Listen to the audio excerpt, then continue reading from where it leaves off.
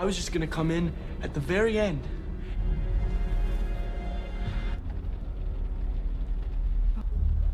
You wanna watch? You exist. No, I'm done.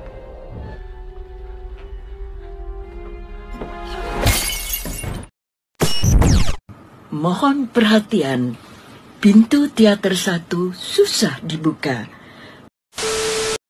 Halo teman-teman, welcome back to my channel Satu Movie. Apa kabar? Semoga sehat selalu ya. Film kita kali ini bergenre drama, thriller, dan juga kriminalitas. Film yang sangat keren ini saya harap dapat menghibur kalian semua. Tidak berlama-lama lagi, langsung saja kita ikuti alur ceritanya. Di awal cerita, seorang gadis bernama Anna sedang menyendiri di dalam apartemennya. Anna adalah seorang penderita penyakit langka yang takut akan keramaian. Setiap hari Anna menghabiskan waktunya dengan cara minum-minum dan juga nonton drama Korea.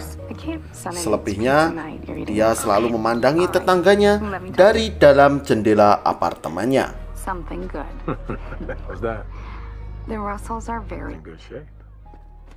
I want. Go for it. Suatu hari tetangganya yang bernama Ethan sedang mengetuk pintu rumahnya. Ethan saat itu tinggal tepat di seberang jalan rumah Anna. Ethan saat itu membawa bingkisan yang akan diberikan kepada Anna dari ibundanya. You just surprised me. That's all. I think that I'm the one supposed to be giving you a gift. Di scene lainnya datanglah seorang pemuda bernama David. David ternyata tinggal di basement apartemen itu. Dia bekerja sebagai tukang sapu dan juga tukang genteng di apartemen itu pula. Hari telah berganti malam. Saat itu Anna terbangun karena mendengar kegaduhan yang berasal dari luar rumahnya. Setelah dicek, ternyata banyak sekali anak-anak sedang melempari rumahnya dengan telur-telur busuk. Tak tinggal diam saja, Anna pun berusaha keluar dengan maksud untuk menghentikan aksi mereka. Akan tetapi saat membuka pintu, tiba-tiba saja Anna terjatuh dan akhirnya pingsan. Lalu setelah tersadar, Anna sudah berada di dalam kamarnya bersama seorang gadis yang bernama Mary. Di sini ternyata Mary adalah ibu dari Ethan si bocah tadi. Singkat cerita, mereka tambah akrab dan curhat satu sama lain. Mary mulai merasa sedih dan gelisah ketika menceritakan suaminya itu. Hal ini dikarenakan suaminya kasar dan sering memukulinya.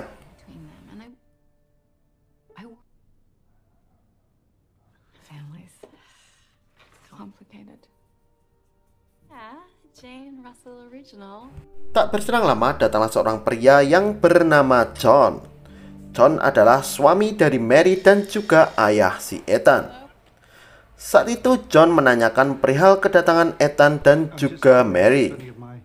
Tentu saja setelah mendengar cerita dari Mary, Anna hanya berkata bahwa Ethan sajalah yang datang ke rumahnya.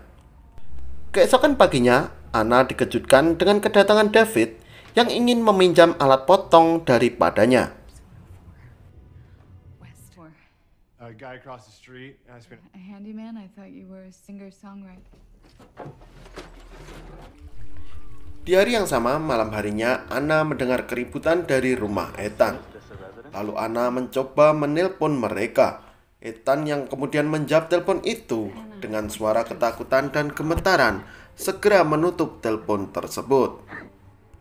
10 menit kemudian, Anna melihat Mary berantem dengan suaminya itu. Kemudian Mary meninggalkan rumah dan tiba-tiba saja John pun menelpon Anna dan bertanya kepadanya mengapa tadi menelpon Ethan. Anna saat itu terkejut dan akhirnya berkata kepada si John bahwa dia mendengarkan suara gaduh di apartemennya. Yang membuat Anna heran adalah pernyataan John bahwa dia tidak mendengarkan suatu keributan apapun di dalam rumahnya. Lalu merasa ada yang gak beres dalam keluarga mereka. Anna pun mengambil kameranya dan kemudian menyetingnya untuk memata-matai mereka dari apartemennya. Usahanya membuahkan hasil dengan menangkap peristiwa pertengkaran Ethan dengan ayahnya. Saat itu Ethan menangis dan pergi keluar dari rumah. Singkat cerita, Ethan pun datang menghampiri Anna di apartemennya. He's not a bad guy. It's clearly not all right. I'm sorry. Because children need protection. Setelah semua peristiwa itu, Anna kemudian kembali minum-minum untuk menenangkan hati dan jiwanya. I think so.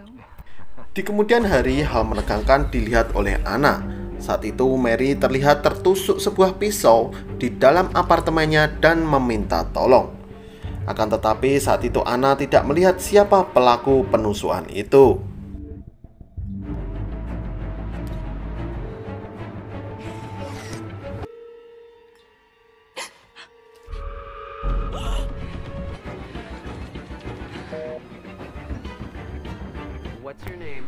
Dengan jantung berdebar-debar dan ketakutan, Anna memberanikan diri untuk menolong Mary.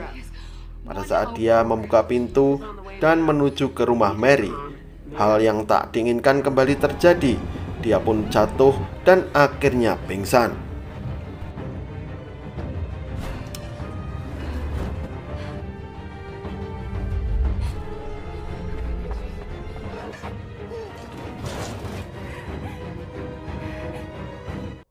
Singkat cerita, Anna pun sudah siuman di dalam kamarnya.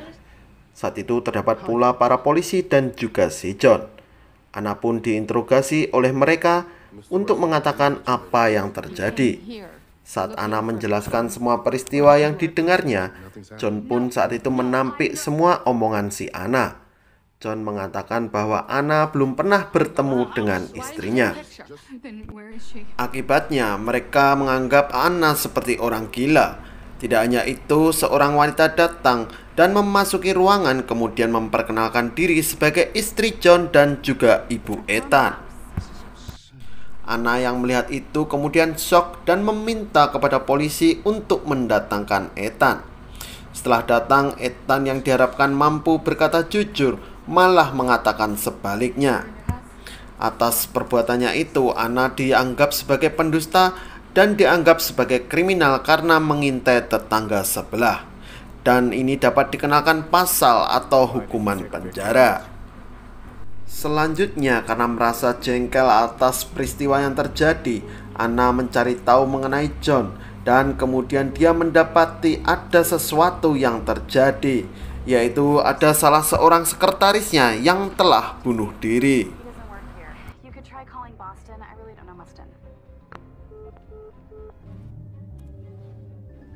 So many uplifting letters. 2 hari kemudian, Anna memanggil-manggil David untuk bertanya kepadanya.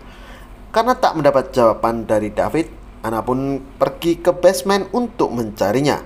Namun tak sengaja dia menemukan banyak sekali surat-surat yang mengatakan bahwa David baru saja keluar dari penjara.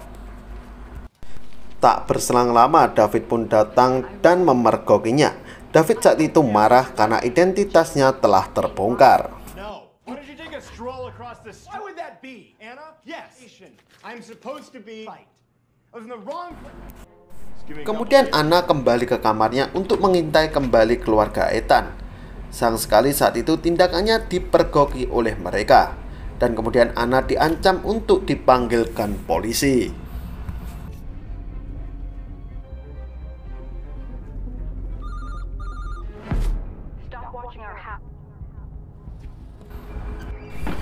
Keesokan harinya Anna kembali ke basement untuk mencari kucingnya. Saat itu dia berjalan dan mencari di bawah kamar tidur David. Tak disangka-sangka saat itu Anna menemukan sebuah kalung Mary yang berada tepat di bawah kasurnya. Oleh karena itu, saat itu Anna pun berpikir-pikir dalam bahwa ada hubungan antara David dan juga Mary.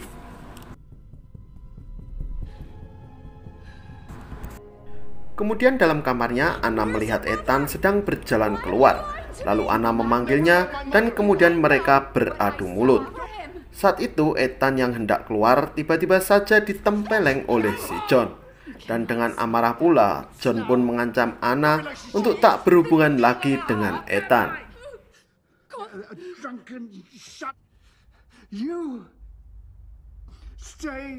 Di scene berikutnya saat Anna sedang mengotak-atik laptopnya, Anna mendapatkan sebuah email dari seseorang tanpa nama. Dan saat itu pula Anna mencoba membuka email tersebut. Dan faktanya sangat mengerikan, yaitu sebuah foto saat dia sedang tidur. Dan ini artinya ada seseorang yang sedang menyelinap di kamarnya. Kemudian Anna pun menelpon polisi dan memberikan keterangan kepada mereka. Malangnya para polisi itu masih saja tak mempercayai omongannya. Bahkan mereka menganggap Anna sebagai orang gila, dan itu semua adalah efek samping dari obatnya. Saat mereka berkumpul, tiba-tiba saja John pun datang di tempat itu. John marah-marah kepada Anna karena telah menelpon kantornya dan berkata neko-neko hingga dirinya dipecat dari kantor. Lalu Anna yang marah pun menunjukkan gambar yang telah dibuat Mary. Hal ini ditujukan untuk membenarkan dan menguatkan perkataannya. Akan tetapi kembali tak satu pun dari mereka percaya. Bahkan si David mengatakan bahwa dia tak mengenal Mary. Dia berkata bahwa anting itu adalah milik teman wanitanya. Saking stresnya, Anna pun berkata kepada para polisi akan memanggil suaminya untuk mendukungnya. Mendengar hal itu, polisi pun mengatakan bahwa suami dan anaknya sudah tewas dalam sebuah eksiden. Jadi saat itu terjadi pertengkaran antara Anna dan suaminya. Hal ini dikarenakan Anna ketahuan sedang selingkuh. Saat berkendara itulah mobil mereka terjatuh dalam jurang dan menewaskan anak beserta suaminya. Dan oleh karena itu Anna pun menderita penyakit yang langka ini. A vixen is a fox. Mommy? Of course. Old TV show. This. And I can't do it anymore. I'll answer it. Stop it. Stop!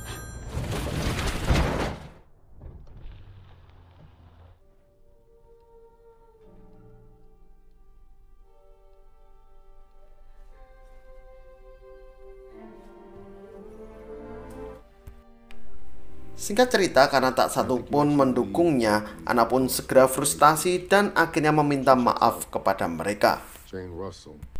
Keesokan harinya, Anna ingin mengakhiri hidupnya dengan cara gantung diri. Saat dia sedang menyetel videonya melalui handphone untuk merekam kejadian itu, dia menemukan sebuah foto Mary berada di dalam handphonenya. Di jam dan waktu yang sama, datanglah David di tempat tersebut. Saat itu Anna bertanya kepadanya apakah mengenal foto ini. Dan saat itu David mengatakan bahwa itu adalah Mary. Ini artinya David telah berbohong selama ini.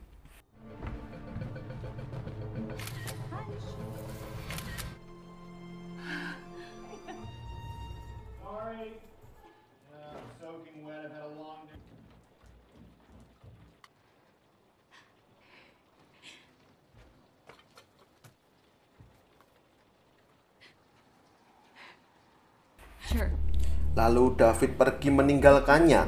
Saat Anna ingin mengejarnya, tiba-tiba saja laptopnya terjatuh. Saat akan mengambil laptopnya itu, Anda mendengarkan sebuah jeritan dari bawah. Dan tiba-tiba saja kemudian Ethan pun muncul di hadapannya. They call it a wilderness program, but it's... The trick is to run away before you... It's your knife. You do. Dengan pisau yang berlumuran darah, Ethan mengaku telah membunuh David. Tidak hanya itu, dia pun membunuh sekretaris bapaknya karena saat itu bapaknya menyelingkuhi ibunya. Dan akhirnya dia pun mengaku bahwa dia telah membunuh ibunya. Nah, di sini kita ketahui bahwa Ethan adalah psikopat. You feel for her too. Family, right?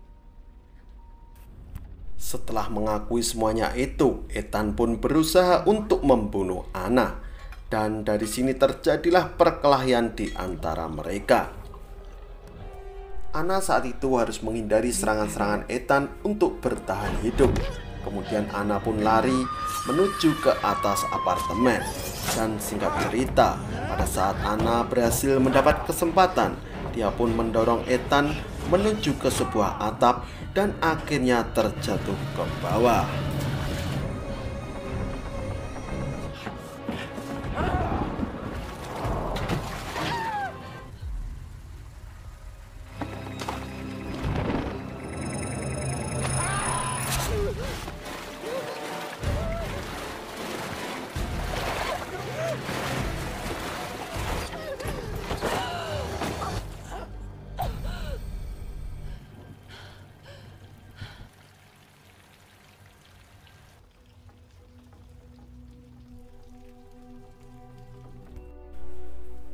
Keesokan harinya, Anna tersadar dan sudah berada di rumah sakit.